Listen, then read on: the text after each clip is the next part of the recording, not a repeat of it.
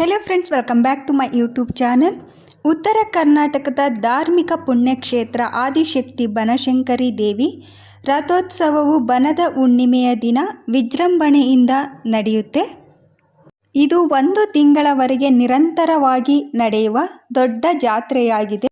ಭಕ್ತರು ಇದನ್ನು ನಾಡ ಹಬ್ಬದಂತೆ ಸಂಭ್ರಮದಿಂದ ಆಚರಿಸುತ್ತಾರೆ.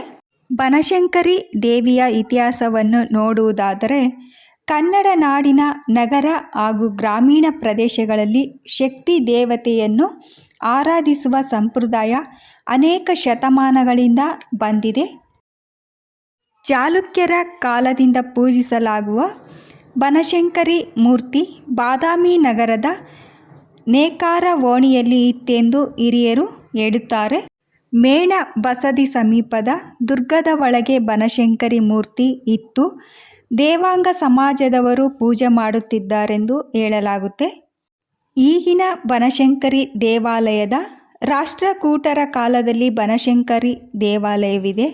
11ನೇ ಶತಮಾನದ ಶಾಸನದಲ್ಲಿ ಬನದ ದೇವಿ ಬನದ ಮಹಾಮಾಯಿ ಎಂದು ಉಲ್ಲೇಖಿಸಲಾಗಿದೆ ಎಂದು ಹಿರಿಯ ಸಂಶೋಧಕರು ಉಲ್ಲೇಖಿಸಿದ್ದಾರೆ. ಬನಶಂಕರಿ ದೇವಿಗೆ ಸ್ಕಂದ ಪುರಾಣದಲ್ಲಿ ಶಾಕಾಂಬರಿ ಎಂದು ಉಲ್ಲೇಖವಿದೆ. ಮಳೆಯಾಗದೆ ಭೀಕರ ಬರ ಬಿದ್ದು ಲೋಕದ ಜನರು ತತ್ತರಿಸುವಾಗ ಜೀವಿಗಳನ್ನು ಸಂರಕ್ಷಿಸಲು ದೇವಿ ತನ್ನ ತನುವಿನಿಂದ ಸಸ್ಯವನ್ನು ಸೃಷ್ಟಿಸಿದಳೆಂದು ಉಲ್ಲೇಖಿಸಿದ್ದರಿಂದ ರಥೋತ್ಸವದ ಹಿಂದಿನ ದಿನ ದೇವಿಗೆ 108 ಬಗೆಯ ತರಕಾರಿಯನ್ನು ಉಡುಗೆಯನ್ನು ಮಾಡಿರುತ್ತಾರೆ. ಅರ್ಚಕರು ಪೂಜೆಯನ್ನು ಕೂಡ ಸಲ್ಲಿಸುವರು. ಸುತ್ತಮುತ್ತಲಿನ ಭಕ್ತರು ಪಲ್ಯದ ಹಬ್ಬ ಎಂದು ಆಚರಿಸುವುದುಂಟು. ಈಗಿರುವ ದೇವಾಲಯವನ್ನು 17ನೇ ಶತಮಾನದಲ್ಲಿ ಸಾತಾರೆಯ ಪರಶುರಾಮ ನಾಯಿಕ ಆನಗಳೆ ಎಂಬುವವರು ನಿರ್ಮಿಸಿದ್ದಾರೆಂದು ಮತ್ತು ವಿಗ್ರಹ ಕಪ್ಪು ಶಿಲೆಯ ಸಿಂಹರೂಢಳಾಗಿರುವ ಮೂರ್ತಿಯನ್ನು ಮರಾಠೆ ಸಿಂಧೆ ಮನೆತನದವರು ಪ್ರತಿಷ್ಠಾಪಿಸಿದ್ದಾರೆಂದು ಪೀಠದಲ್ಲಿ ಶಿಲಾಶಾಸನವು ಹೇಳುತ್ತಿದೆ. ಈಗಿನ ಬನಶಂಕರಿ ದೇವಾಲಯವು ಚೋಳಗುಡ್ಡದ ಗ್ರಾಮದ ಸೀಮೆಯಲ್ಲಿರುವ ಶಕ್ತಿ ದೇವತೆ ನಿರ್ಮಾಣ ಕಾಲದಿಂದ ಕಣ್ವ ಬ್ರಾಹ್ಮಣ ಶ್ರೀವತ್ಸ ಗೋತ್ರದವರು ಅರ್ಚಕರಾಗಿದ್ದಾರೆ.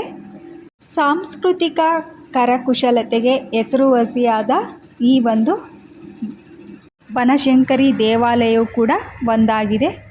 ಸುಮಾರು 1 ತಿಂಗಳವರೆಗೆ ಈ ಜಾತ್ರೆ ಮಹೋತ್ಸವ ಕೂಡ ನಡೆಯುತ್ತೆ. ನಿತ್ಯ ಲಕ್ಷಾಂತರ ಭಕ್ತರು ಬಂದು ಇಡೀ ದಿನ ಜಾತ್ರೆಯಲ್ಲಿ ಪಾಲ್ಗೊಳ್ತಾರೆ. ಇಲ್ಲಿ ಭಕ್ತರಿಗೆ ರಾತ್ರಿ ಸಮಯದಲ್ಲಿ ಉಳಿದುಕೊಳ್ಳಲು ಅಥವಾ ಇಳಿದುಕೊಳ್ಳಲು ಸ್ಥಳಾವಕಾಶ ತುಂಬ ಅಭಾವ ಇರೋದರಿಂದ ರಾತ್ರಿ ಪೂರ್ತಿ ನಾಟಕಗಳ ಪ್ರದರ್ಶನ ಕೂಡ ಇರುತ್ತೆ. ನೋಡಿ, ಕಾಣಿಸ್ತಿದೆಯಲ್ಲ, ಎಲ್ಲಿ ನೋಡಿದ್ರೂ ಜನನೇ ತುಂಬಿ ತುಳುಕ್ತಾ ಇದೆ ಈ ಬನಶಂಕರಿ ಜಾತ್ರೆಯಲ್ಲಿ. ಇನ್ನು ಇದರ ಜೊತೆಗೆ ಬಾದಾಮಿ, ಗದಗ್, ಶಿವಪುರ, ಶಿವಯೋಗ ಮಂದಿರ ರಸ್ತೆಯಲ್ಲಿ ಸಾವಿರಾರು ಅಂಗಡಿಗಳನ್ನು ಕೂಡ ವರ್ತಕರು ಸಿಂಗರಿಸಿರ್ತಾರೆ. ವ್ಯಾಪಾರ ವಹಿವಾಟಿಗೆ ಕೂಡ ಸಜ್ಜಾಗಿರ್ತಾರೆ.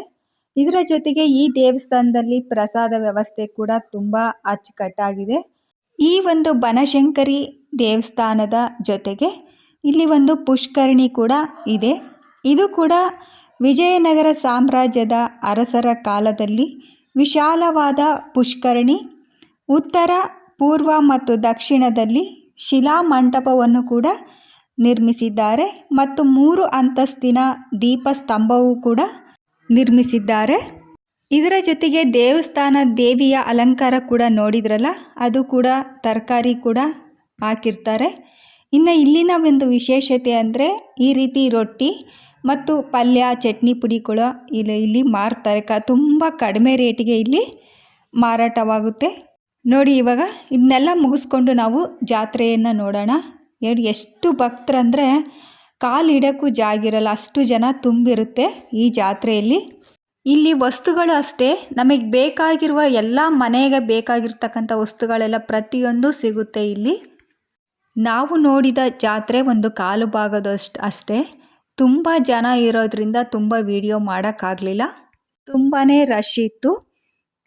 ಇದಂತೂ ತುಂಬ ದೊಡ್ಡ ಜಾತ್ರೆ ಅಂತಲೇ ಹೇಳ್ಬೋದು. ನಿಮಗೆ ಅನುಕೂಲ ಆದರೆ ನೀವು ಕೂಡ ಒಮ್ಮೆ ಭೇಟಿ ಕೊಡಿ. ವಿಡಿಯೋ ಇಷ್ಟ ಆದರೆ ಲೈಕ್ ಮಾಡಿ. Thank you.